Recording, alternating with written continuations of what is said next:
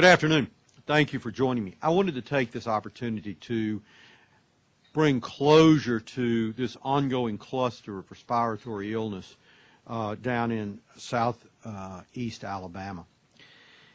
I'm pleased to report that after our investigation, after getting results from some samples we sent to CDC, that there is no evidence of any new or unexpected virus circulating.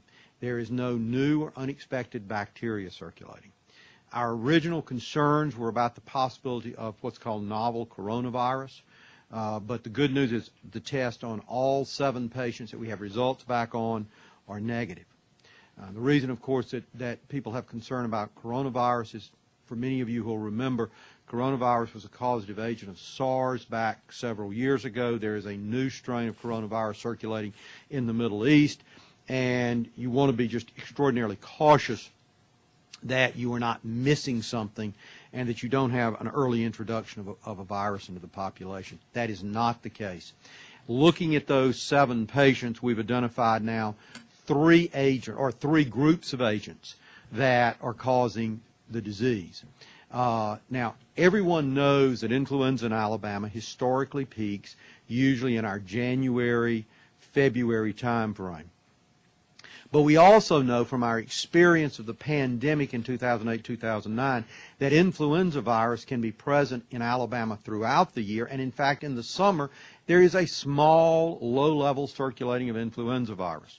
So it's not surprising that in the 7 patients that we have results on, 3 of them had influenza A circulating. There was nothing particularly unusual about this virus. There was an influenza AH3, which is usual seasonal influenza. There was an influenza AH1, which was the original pandemic strain. And then there was one that was untyped. It was just an influenza A. So there was no evidence of bird flu. There was no evidence of anything unusual in those influenza viruses. Next, we found rhinovirus. Of those 7 patients, 4 of them also had rhinovirus. Now, rhinovirus is the virus that causes the common cold, and that's generally how we always see it. But in fact, it turns out rhinovirus can cause pneumonia. It can even, in a small number of people, cause death. I will point out that of the 4 people who had rhinovirus identified, only one of those 4 patients had to be intubated, and that patient had another bacterial infection that could well have been responsible for their more severe respiratory illness. And then lastly, we found 3 cases where patients were also infected with bacteria. Everything from Klebsiella pneumonia to regular pneumococcus, normal bacteria that cause pneumonia. So there wasn't anything unusual, there wasn't anything strange. What I think happened here is, because everybody is extremely anxious about the possibility of really either this new novel coronavirus or the possibility of the H7N9, the new bird flu that people are concerned about from China, there was heightened awareness, and I want to thank the physicians and the medical staff and the hospital at Southeast in Dothan for their alertness and their attentiveness in reporting on the first patient and then helping us pull together all of these cases. And it's not surprising that all of these cases end up in one place. Most of them were actually referred in. So this simply represents a clustering of common organisms that you normally perhaps wouldn't see had there not been the unexpected death of a patient, and then had people not looked extremely hard for things that we normally don't look for that hard. Rhinovirus tends to peak in the spring and the fall, or influenza that while it's present year-round, it tends again to be a winter disease. So I'm pleased to report that at the end of the day, while we are certainly disturbed that anybody lost their life, that there isn't some new agent out there causing disease. There doesn't seem to be any common exposure. The patients didn't all have the same problem. This simply represents a phenomena in medicine, and that is a clustering of cases which, for the most part, all have reasonable explanations, and they're not all caused by the same organism. So with that, I'll stop, and I'll be glad to answer questions. Yeah, the patients ranged in age from 26, I believe, to from 20 of the 7 that I have results on. They ranged in age from 32 to 87. And the one who died, how old was The one who died was 34. Yeah, 34. And one was 34 and one was 55. Both of them. Yeah, both of them passed away. But yeah, the 34, one was 34 and one was 55. And again, it's uncommon to see influenza in the summer, but it's not, or in the spring, but it's certainly not unheard of. You mentioned the vigilance of the medical community. Is this one of those things that may be a positive out of the... Well, I think it's a positive. I mean, one of the rules in medicine is W and L. W and L not only means within normal limits, it means we never looked. And so, to a certain extent, when you get a sentinel case, an unusual case, like a death in an individual that you otherwise don't expect, that, and then the medical community begins to look around and say, okay, there are other patients who have similar symptoms. That then triggers people to pay close attention and look very carefully to see if they are somehow related. And that's exactly what happened here. Because while this wasn't coronavirus, this wasn't novel coronavirus, this wasn't any sort of unusual illness, one of these days, someplace in the world, it is going to represent a novel illness. It is going to represent a new infection. And if people aren't attentive, we'll miss it, and more people die as a result of it not being attended to. So this actually represents the way the system's supposed to work, in that you got a very alert physician who had a unusual and unexpected outcome.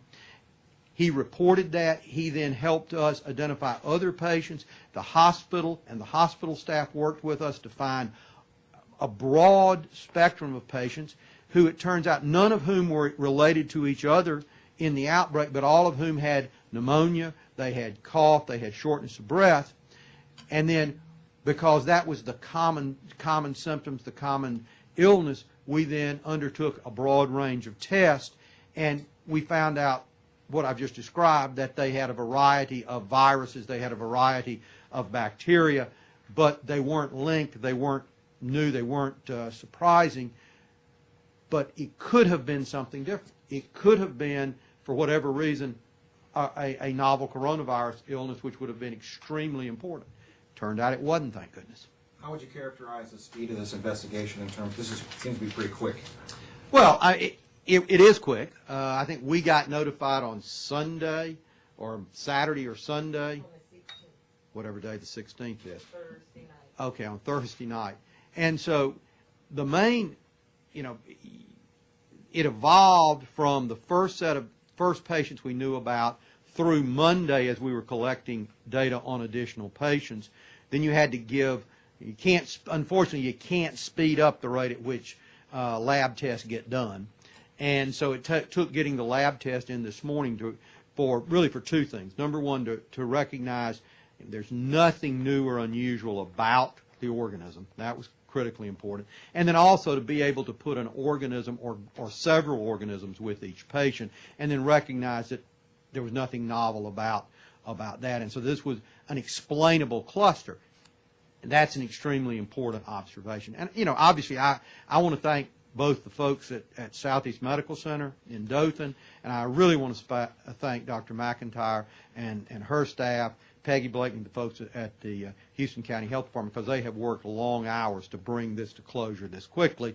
But it was important that it be brought to closure quickly for a couple of reasons. Number one, there was extreme anxiety, I think, in the community about was there something else going on. And I think the second reason it was extremely important is if this had been a novel agent of some sort, it would have then been extremely important that we get a handle on it, we identify it, and we're able to bring it to containment. You have a phone call from WAFF in Huntsville. Okay? Go ahead, caller. Just want to ask a quick question. I know most of these cases have been concentrated in South Alabama. Any concerns for our people here in North Alabama? Well, again, here's what I can tell you. Without question, across the state, there are going to be people who have influenza, despite the fact it's at low levels. So you know, I guess what I would say is, and I need to make the point very clearly, there's nothing unique about the organisms that these patients have that don't occur all over the state. I mean, in Huntsville today, there's somebody probably who has the influenza virus. I will promise you there are many people who have the rhinovirus across Alabama, whether that's as a common cold or as a more serious illness. And unfortunately, Haemophilus influenza pneumonia or streptococcal pneumonia, Klebsiella pneumonia, those are not uncommon pneumonias around any population, depending upon what the underlying risk factors are. So I guess the point is, do I expect a cluster of cases in Huntsville? No, but you know, if we see something unusual in Huntsville, we'd do the same thing. We would work with the hospitals and the doctors up there. We would identify those cases, and then we would go through the same sort of process of seeing if there's any obvious link between the people. We then look for the organisms, see if it's a common organism, or is it are they totally different organisms and therefore unrelated. So I don't have any reason to worry about that any more than you worry about that anyplace else in the state.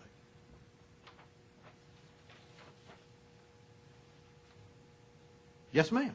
You said that you had 7 results, but there are 10 patients. The other 3 results, looking at the other 3 patients, we'll obviously get those results. But based on what we know about those 7 patients, I would be very surprised if there's anything different about those other 3 patients. You know, I would expect them to either have a bacterial pneumonia, have rhinovirus, have influenza, or have some other common virus. There's clearly nothing circulating that we've been able to identify that would suggest that they're going to have anything different than what any other patient who gets admitted to the hospital with pneumonia is going to have. Out of those 3 patients, are any of them deceased? No. So the deceased were included in those 7? Yes. Yes, ma'am. Dr. Williamson, do all of these patients also have pneumonia? You know, if you look at, interestingly enough, if you look at the medical records, all 6 of the 7 of them were reported to have pneumonia on chest x-ray. The one who didn't was intubated. So my guess is they also had pneumonia. So I have they all had a respiratory illness, and I'm presuming that they all, in fact, did have some process going on in the lung. Yes, ma'am. Do we have a set protocol in Alabama?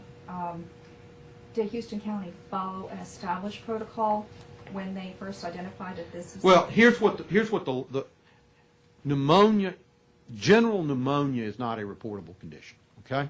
However, any unusual disease or anything that a physician believes is an outbreak is reportable. And that's what the doctors in the Dothan area did. They had an unusual case in a young person, and that resulted in that driving them to report this as an unusual case. We then treated this just like we have every other outbreak, and that is we went to see if there were more cases and then tried to figure out what the cause was. So yeah, they followed the law. They did exactly what they should have done, and frankly, had they not, this might never have been identified as a cluster. We certainly wouldn't have worked it up, and we wouldn't have recognized once again the truism that there is always influenza circulating in Alabama. It may be at low levels. This highlights the reason that we do influenza surveillance year-round. We only used to do it prior to the pandemic during the influenza season. Now we know something about influenza in Alabama every week, every month of the year. Were either of these types of influenza part of this year's round of flu tests or flu Well, shots? both H1 and H3, which are the two types of influenza, both of those were included in the influenza vaccine. So now, whether or not these viruses represented slight mutations off of those two strains, and I don't know, I don't have that data, and it probably doesn't matter, but both H3 and H1 are included in the influenza vaccine, and will be next year. Dr. Williamson, we have a question asking if you could please repeat the range of ages for the patients and their diagnosis, and once again recap how many patients there are. All right. There were 10 patients that we set up a case definition. Now, let me be very clear. A case definition is not the same thing as a diagnosis. You set up a case definition, and you draw your case definition very broadly so that you make sure you include everybody who might have whatever disease it is you're looking at. In our case, if I remember correctly, the case definition was a patient who presented with fever, cough, shortness of breath, and had pneumonia. And so that means you're going to capture everybody from the patient who has asthma and comes in with pneumonia to the patient who comes in, because they've aspirated. You're going to capture a broad range of patients, and they may have absolutely nothing to do with each other, but you have to ensure in that case definition that you've captured everybody. So we identified 10 patients meeting that case definition. 7 of them we've gotten results on. And those 7 patients, 2 of whom died, had a combination of 3 different types of pathogens. One, we found 3 of those 7 patients had influenza A, regular old influenza, nothing magic about it. 4 of them had rhinovirus. Now, rhinovirus is a virus that causes, for most of us, the common cold. The fact that we found rhinovirus is not surprising. And 3 of them had bacterial pneumonias of various sorts. And it's, I think, important to understand that there wasn't any new agents, there wasn't any connection between the patients, there was no evidence that there was any transmission. So there's not an outbreak in that sense going on. This simply represents a cluster of patients who had respiratory illness with readily expected common organisms who ranged in age in the first 7 between, if my numbers are right, 32 and 87. In the original 7, 26 to 87, Uh-huh. and there was a 26-year-old in the second 3. Okay, correct. Okay, so let me correct. So overall, 24 to 87. Okay, from the 10 patients, they range in age from 24 to 87.